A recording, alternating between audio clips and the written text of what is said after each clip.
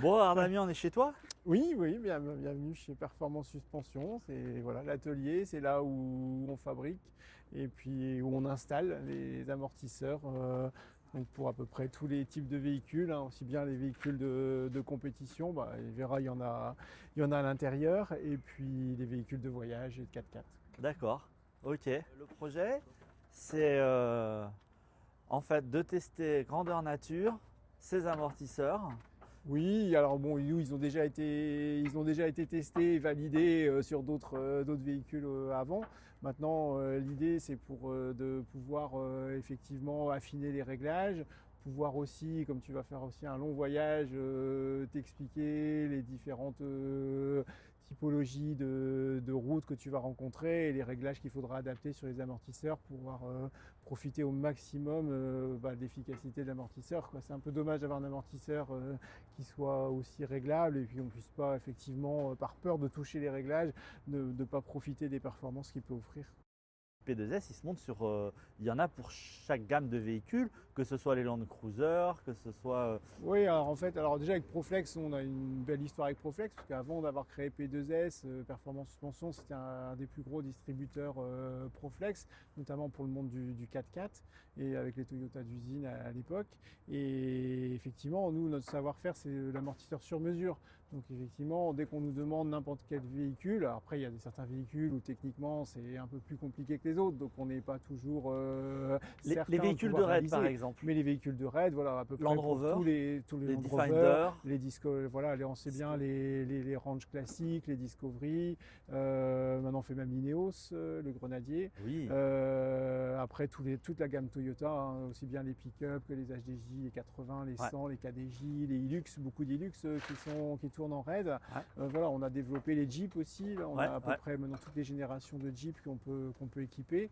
Et puis après, si jamais de temps en temps on nous demande des véhicules qu'on n'a pas équipés, si les gens sont capables de nous donner les éléments nécessaires ou de nous amener le véhicule, on peut concevoir un amortisseur pour chaque véhicule. Voilà. Là, c'est spécifique. Chacun a son projet, vu que c'est du sur-mesure. Moi, mon projet, c'est vraiment la filtration sur la tôle ondulée pour préserver, on va dire, le véhicule et puis le côté caravane qu'il y a dedans, hein, le mobilier à l'intérieur. Oui. Ce véhicule, à la base, on l'achète en châssis cabine. Je pense qu'il a une monte d'amortisseur un petit peu standardisée.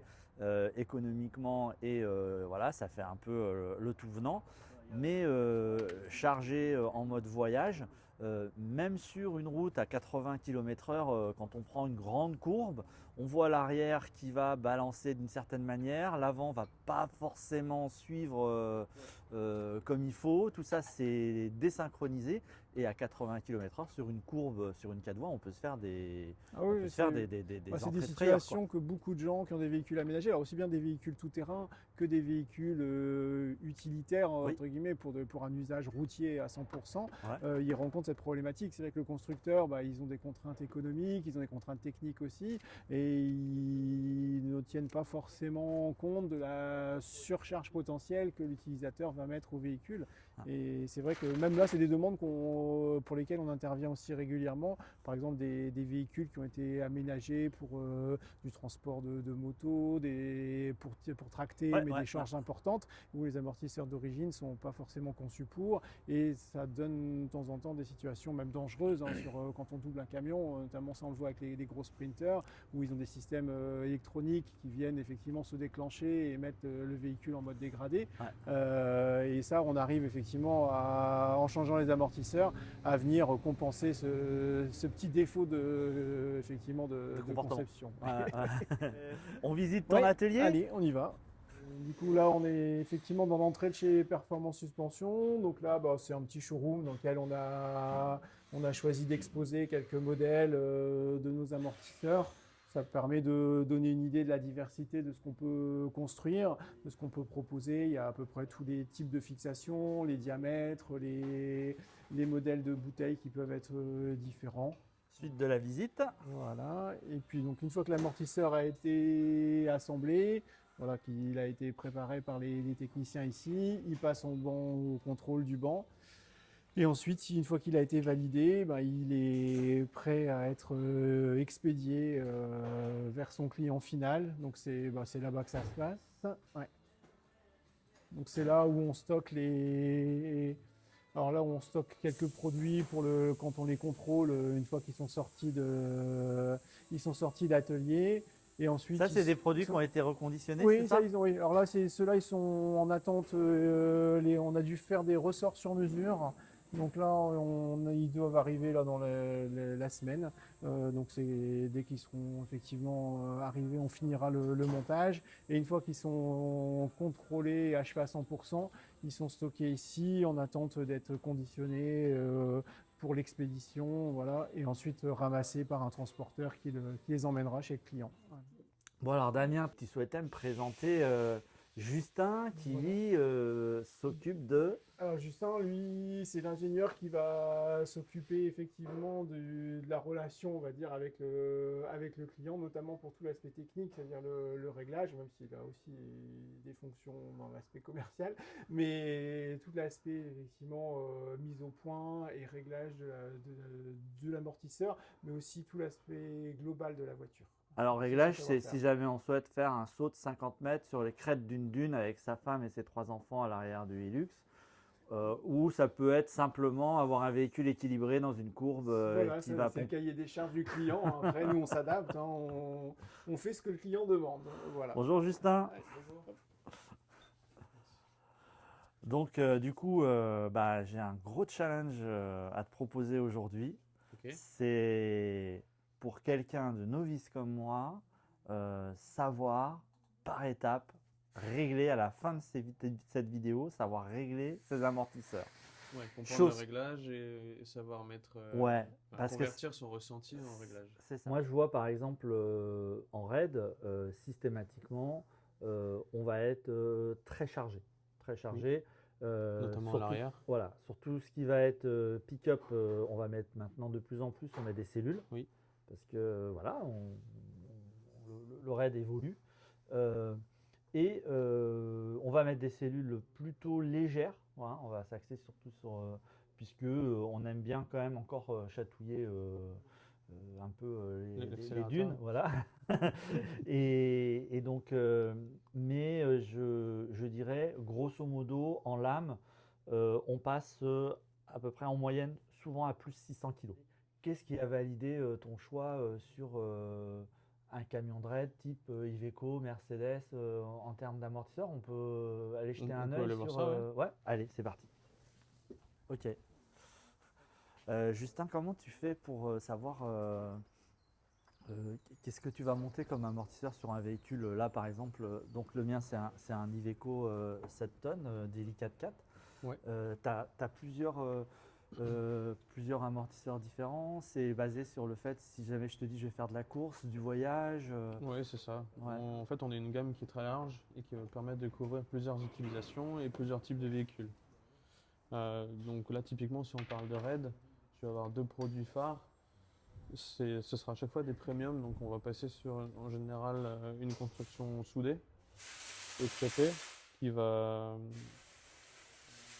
permettre d'avoir une bonne tenue dans le temps et d'avoir un produit un peu sérieux. D'accord. C'est une suspension où beaucoup d'utilisateurs, surtout des nouveaux, vont se dire j'en ai pas besoin tout de suite, c'est pas quelque chose que je vais utiliser, alors qu'en fait c'est ce qui va faire que vous allez apprécier votre voyage ou pas, parce que ça va vous apporter du confort, de la sécurité au quotidien. Hein, Ouais, et les puis on a- éléments principaux, je le répète, c'est pour moi les pneumatiques, les amortisseurs, ils en font partie, tous les cylindres blocs des véhicules et un poids maîtrisé, un emport vraiment. Oui. Voilà. Et c'est là qu'on peut vraiment distinguer les débutants dans le raid qui vont souvent emmener beaucoup trop de choses et se retrouver en surcharge, etc. En plus, ils n'ont pas forcément investi dans les amortisseurs, donc ils se retrouvent vraiment avec des retours d'expérience du premier voyage qui sont un peu compliqués. Et c'est ensuite qu'ils font l'investissement pour la suspension, qui réduisent un peu les poids, etc.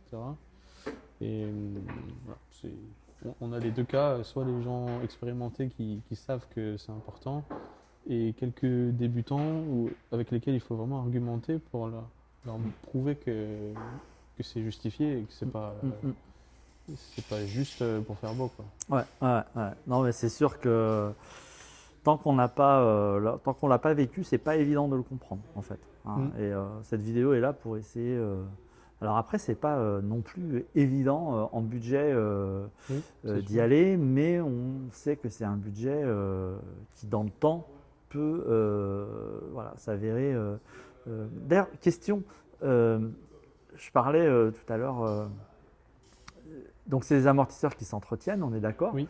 Si jamais, par exemple, je vends mon véhicule, est-ce que le même corps d'amortisseur pourra servir sur un autre véhicule ou ça reste souvent spécifique? Non, souvent c'est spécifique. D'accord. Si on part alors, sur les tiens, tu vois, c'est une construction soudée, donc changer de longueur, on peut pas rallonger, on peut pas changer un corps pour le mettre plus long. À chaque fois, il faut refaire une construction. Ce qu'on va pouvoir en revanche, c'est réviser, ou tu peux les vendre. Si tu vends ton véhicule, tu peux les laisser dessus, et nous on met à jour le fichier client et on saura que le nouveau client, en fait, c'est tes amortisseurs. Tu peux les vendre pour un véhicule équivalent, que ce soit un autre Iveco, même un 5 tonnes 5, s'il faut, on peut reprendre le tarage. C'est les mêmes dimensions, on peut juste reprendre le tarage pour s'adapter à son chargement à lui. D'accord. Voilà. Ça, c'est des choses qui sont faisables. Après, mettre des amortisseurs de Sprinter sur un Iveco, ce ne sera pas possible, c'est pas du tout les mêmes. Oui. Allez, les premiers tours de roue avec Quel confort! les P2S. Alors, on va voir un peu le ballon, un peu comment ça part.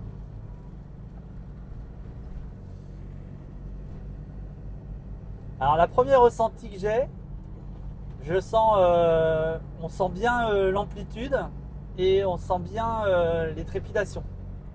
On sent bien toutes les aspérités. On prendra à gauche. Donc, alors, en réglage, on va dire, comment tu pourrais me faire simplement les grands mouvements de caisse et des petites trépidations? Est-ce que c'est des bonnes Ouais. formules? C'est ça. Ok. Tout ce qui va être mouvement de caisse, c'est ce qui va venir du conducteur. Donc l'accélération, le frein, le volant, ça va générer du cabrage, de la plongée ou du roulis. Ouais. Et là, on va prendre à droite tout de suite. Pardon. Et donc tout ça, ce sera de la basse vitesse. Dans le sens vitesse de tige, vitesse amortisseur. Donc celui-là, comme ça, moi, j'aurais envie direct de dire, je pense que celui-là, on pourrait le... On va le durcir. Ouais. Et ensuite, donc, tout ce que tu appelles trépidation, ça va être de la haute vitesse, toujours en vitesse de tige. Ouais. Et ça, du coup, c'est plutôt tout ce qui va être du choc. Là, on prendra à gauche.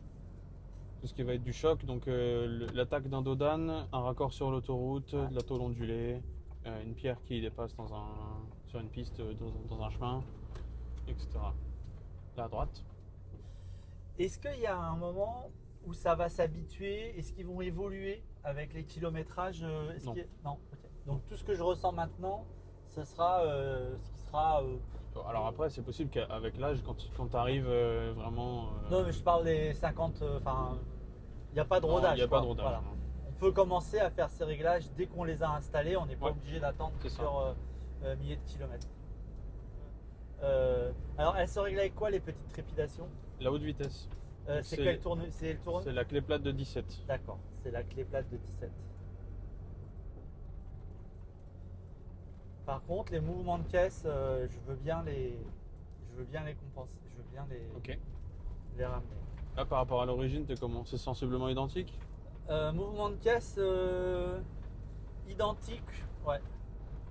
Et Ok. trépidation, je trouve qu'il y a un meilleur ressenti. Ok. Je ressens mieux tout ce qui se passe sur la route. J'ai une bonne communication en fait.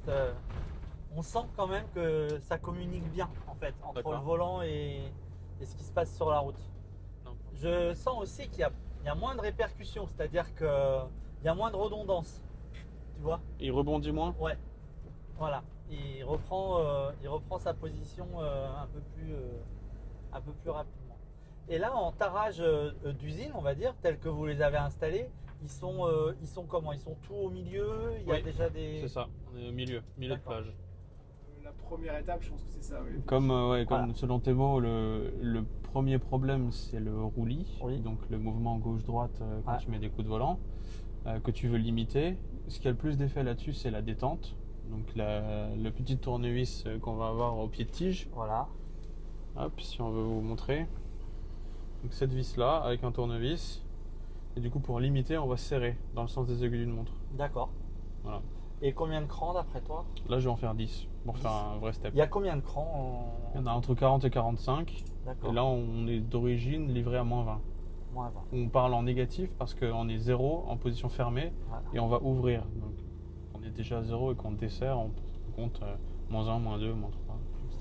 Donc là, de moins 20, on va passer à moins 10. C'est ça. Et on D'accord. va le faire uniquement à l'arrière parce que, comme tu l'as dit plus tôt, tu as beaucoup de masse à l'arrière. Oui. Donc c'est là que ça aura le plus d'effet. Donc que l'arrière, on ne touche pas à l'avant. Ça, c'est intéressant. Et il va falloir que je prenne un petit carnet pour noter. Ça, c'est très important. Ça, je te rappelle, je te fournis une fiche setup où tu vas pouvoir noter tout ce que tu fais pour pas te perdre. La pression que j'ai, je vous dis pas.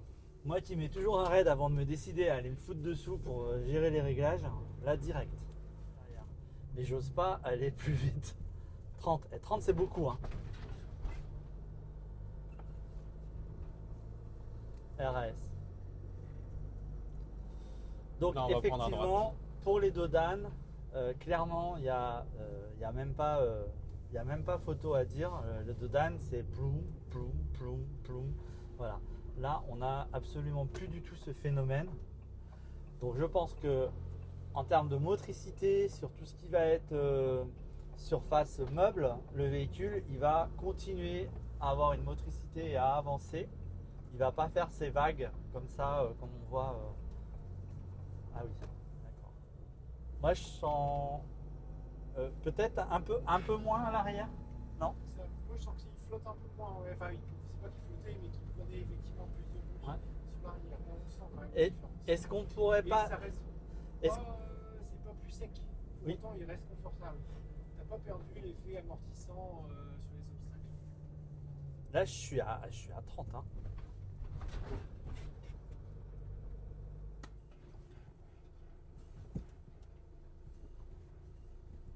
Ouais, cet effet rebond, c'est ça que tu veux gommer? Ben là, c'est normal qu'il aille sur l'avant vu que je freine. Oui, bah, on peut le gommer quand même.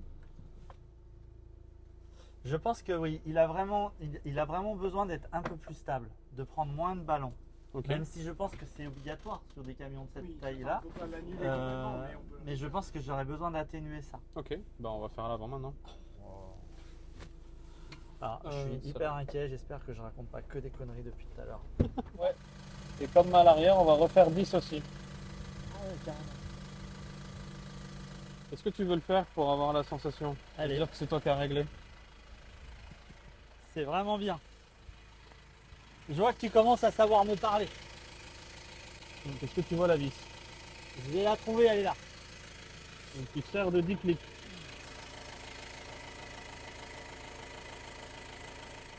Euh, 10.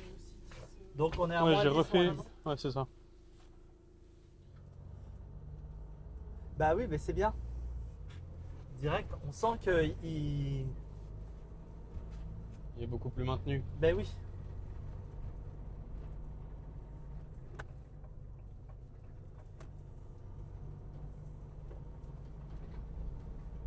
Ah mais oui, voilà.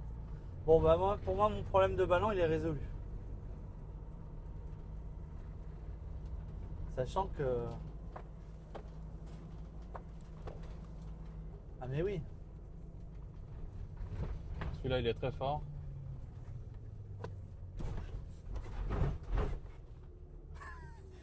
Je t'avais dit. C'est impossible à faire avec les amortisseurs d'origine.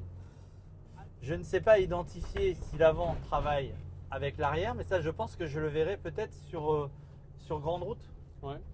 Hein. Un peu plus de... Comment donc sur 4 voies à 90 km/h, on sent un peu, donc du coup je bougerai par cran.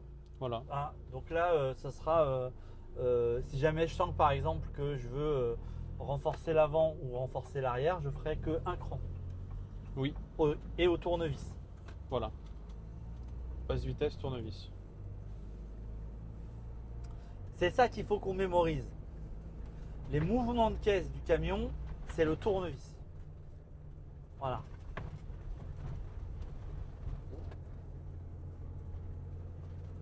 Et quasiment la partie confort, tu me dis, hein, parce que j'essaie de trouver des termes qui soient des termes de novice pour Ouais, on essaie de technologie vulgariser, de professionnelle. démystifier la chose. Voilà. Le confort, ça sera la clé anglaise, Ouais. la Alors, clé plate. ça justement, on va aller sur une zone pavée, un peu type Paris-Roubaix, où tu vas pouvoir tester justement la haute vitesse. Donc là, tout droit. D'accord. Donc on est dans la campagne du Nord. Tout droit, hein, t'as dit. Tout droit, Ah oui, effectivement. avec les fameux pavés. D'accord.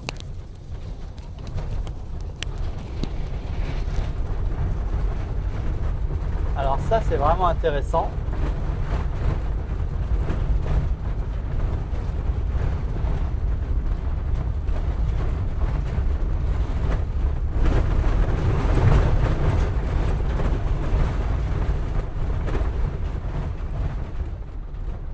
Ça, c'est la vitesse normale. Ah ouais? Ah oui.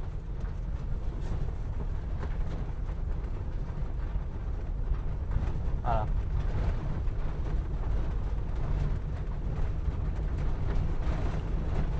Donc, si je veux éviter, alors déjà, je trouve que ça filtre pas trop mal. On est d'accord que là, je suis gonflé à 7 barres derrière et 6 barres devant. Ok. Hein. Donc là, on pourrait filtrer un peu mieux, mais qu'est-ce Oui. que vous en pensez, vous? On pourrait desserrer un peu? Vous êtes comment? En tout cas, ça se tente. Hein. Ok, je vais essayer de pas rouler dans l'eau pour pas qu'on se... Et donc là, on desserrerait les 4. Là, on va faire les 4. Ouais. Ici? On peut le faire ici, comme ça on continue à tester là-bas. Voilà. Je vais m'arrêter. Donc ça va être les trépidations, les voilà. Tout ce qui va être...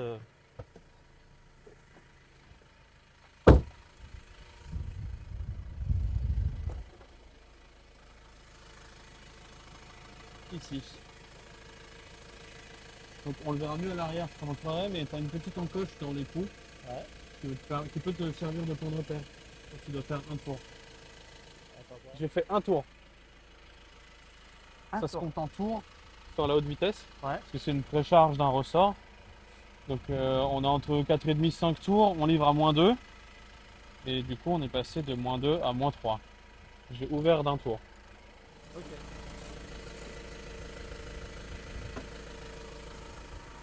Voilà. Maintenant à l'arrière. Donc là, on a desserré, hein. On a desserré, ouais. Est-ce que tu veux tenter que j'essaye? Oui, c'est ce que j'allais te proposer ici, je cherche juste les bouteilles. Où est-ce que mes collègues les ont mises? Les bouteilles, elles sont au frigo. Tu prends un point de repère, Ouais. tu fais un tour. Ok. Je l'ai en point de repère. Ok.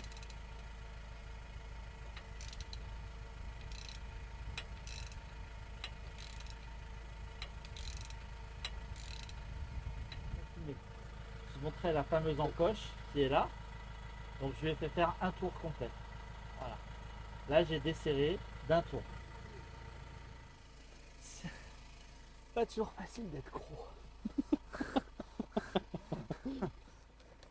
Ça c'est ta bouteille. Et du coup tu vois, je vais pas y arriver sans la clé. Si tu la desserres,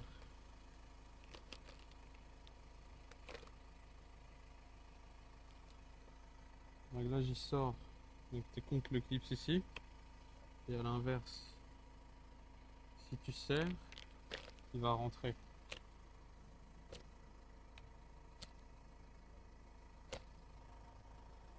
Hop, tu vois l'espace qu'il y a? Ah ouais. Ok. Bah là, on va filmer peut-être devant, hein. Comme ça, on va se rendre compte un peu de ce qui se passe. Oh, mais comment c'est transformé? C'est pas mal, hein. C'est Ouais. hallucinant.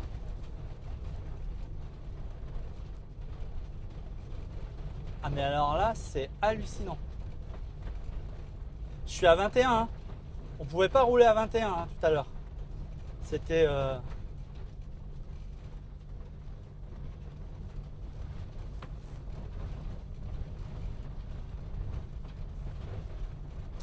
Alors pour moi là on a vraiment la deuxième partie du projet. La première étant la sécurité, la deuxième partie c'est la protection du matériel. L'Iveco est un véhicule sensible qui a tendance un petit peu facilement à se desserrer des écrous. Et ma stratégie a toujours été d'opérer sur 3 points. La première, une meilleure tenue de route me permettant de pouvoir un peu plus dégonfler mes pneus qui sont en surgonflage pour tenir le véhicule dans le cap. Donc d'avoir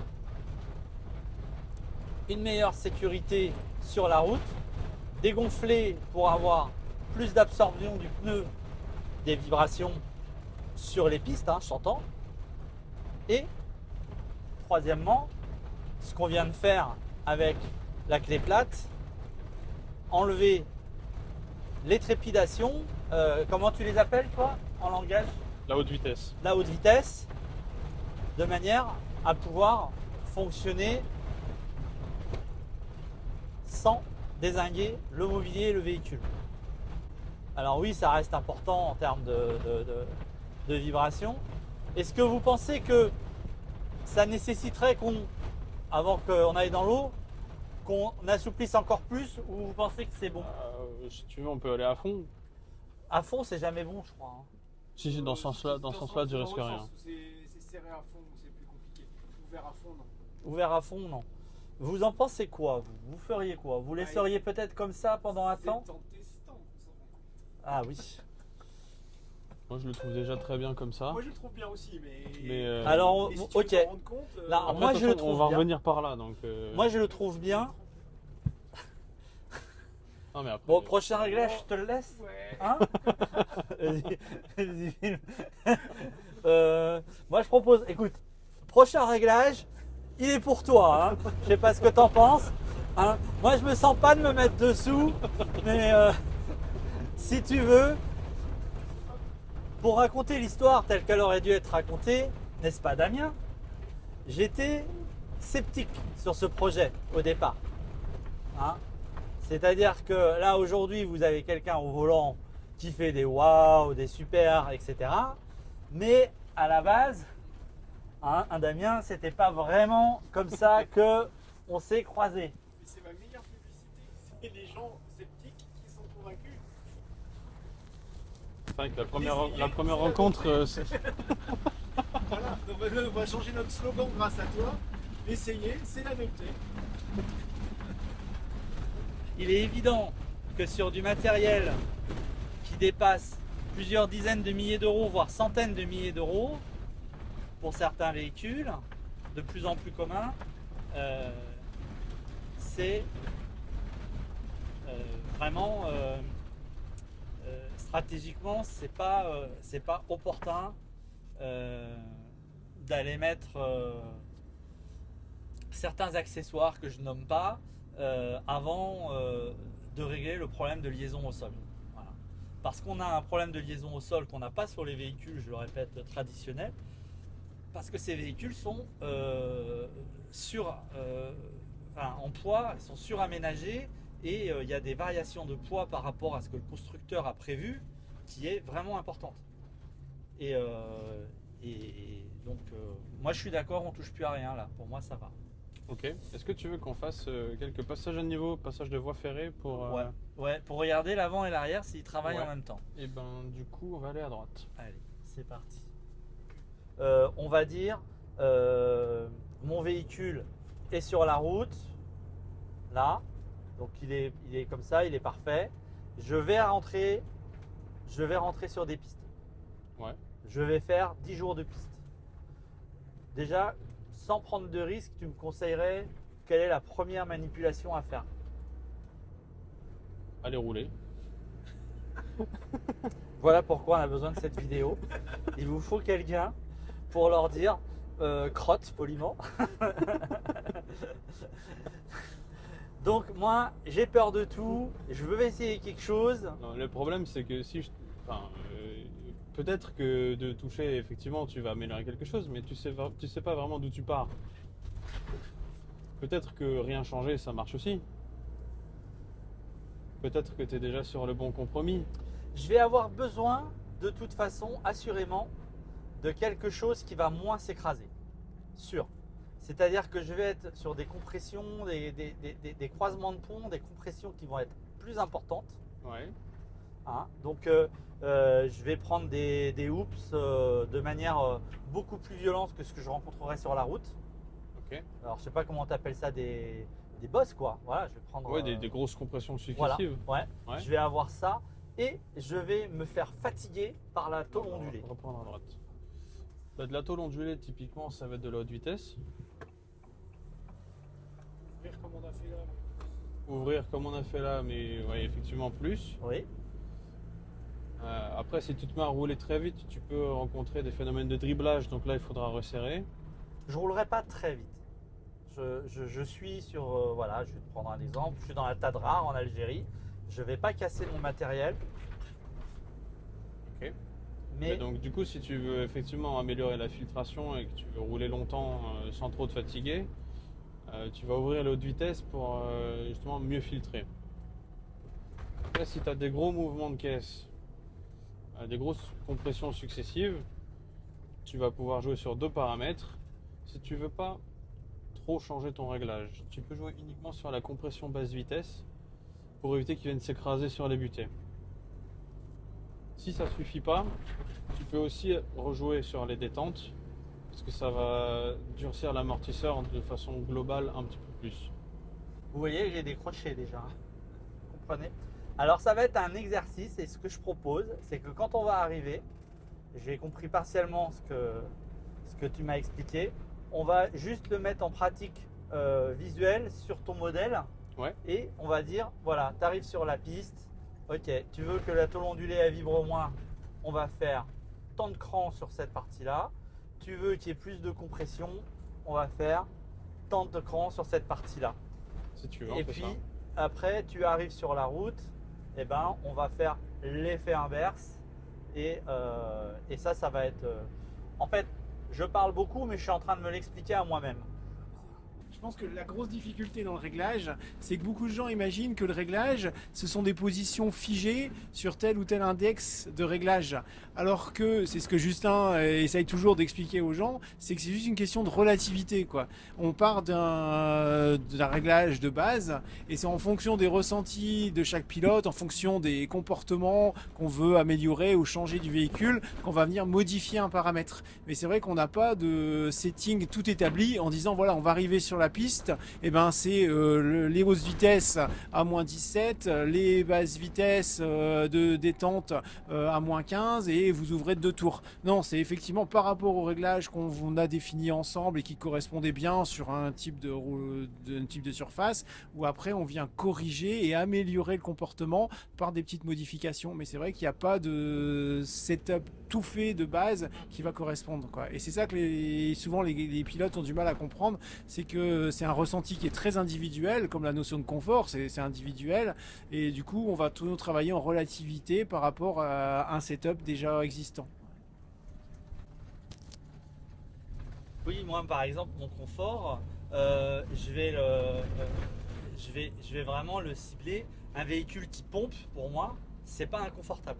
C'est même sympa, ça berce. Ok, un truc à la Citroën. Voilà, ça c'est pour moi, c'est Ok. il y a des moments, je vais même jouer un peu de ce pompage sur les pistes pour, avec l'accélérateur, faire des transferts un peu sur l'avant, l'arrière pour préparer le véhicule à absorber une bosse ou quelque chose comme ça. Alors. Et pour d'autres, ce pompage, ça va être compliqué, quoi. Ça va être signe d'instabilité. Oui. Eh bien, je vais rajouter quand même quelque chose là-dessus. Le pompage, souvent, c'est signe d'un véhicule qui est quand même pas assez amorti, dans le sens où tu vas créer des déplacements d'huile. Donc toute l'huile va traverser les différents étages de clapet, etc., à l'intérieur de l'amortisseur. Oui. À chaque fois que ça traverse ça, ça chauffe. D'accord. Donc le fait d'avoir quelque chose qui est sous-amorti, tu peux créer de la surchauffe Oui. et du coup des pannes. Oui, d'accord. Je confirme. Oui, je confirme. D'ailleurs, quand ça commence à arriver vers la panne, ça pompe aussi. C'est un signe que ça, C'est que c'est en que train ça de. fonctionne plus trop bien. C'est en Ouais, surchauffe et du coup on dégrade l'huile, Ouais. on va dégrader les joints et ça va se mettre à fuir après. d'accord. Prendre à gauche. Ok. Est-ce que là, pour l'instant, pendant qu'on roule, vous sentez quelque chose à redire sur les réglages? Alors moi à l'arrière, que je bénéficie pas du siège amorti, franchement c'est devenu beaucoup plus confortable que sur les premiers mètres. Même si au des premiers mètres j'ai l'impression qu'on était très confort sur le train avant et moins sur le train arrière. Ouais, et là je trouve qu'on est vraiment un bon compromis. D'ailleurs on l'entend, alors moi de ma place, je ne sais pas si vous l'entendez, mais c'est surtout le bruit des aménagements arrière qui sont, je vais pas dire inexistants, mais qui sont considérablement gommés Ouais, depuis qu'on a modifié. ça s'est bien réduit. Ouais. Ok, bah, je confirme, hein. Moi je le ressens vraiment aussi de mon côté, à gauche. Ok. Et puis je pense que c'est intéressant On va aller à gauche.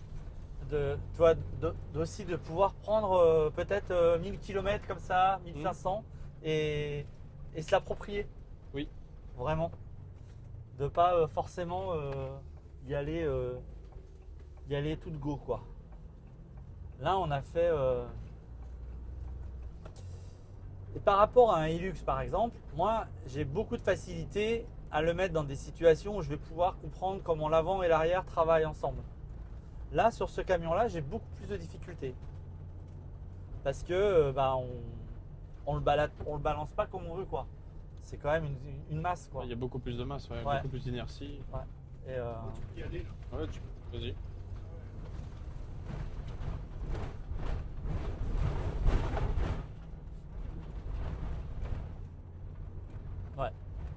bon bah oui c'est pas pareil. Alors là la différence c'est qu'en fait il est passé et il s'est pas cabré. Voilà, sur l'avant ni sur l'arrière, il est resté droit et en fait il a passé en fait ce passage à niveau